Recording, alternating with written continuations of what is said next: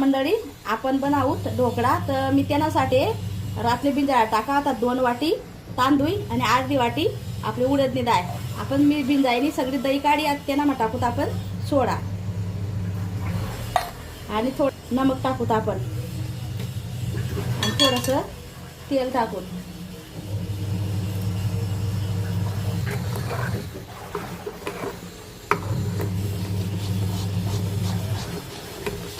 ताई देखा खाली मी करायची त्यांना मग मी 2 तांब्या पाणी टाक. परत ही गायनी ती त्यानावर ताट ठेवले. ताटले थोडं तेल लाये मी आणि देखा आपण त्यांना मग टाक देऊ. ताई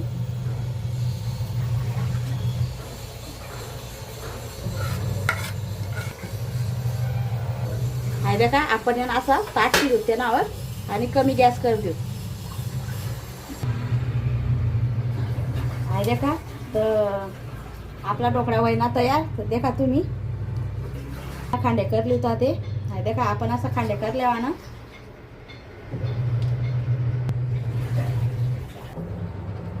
हाय देखा कसा वय ना आपला ढोकळा आणि चटणी. तर देखा आवड नवी तर मस्त लाईक शेअर नक्की करा.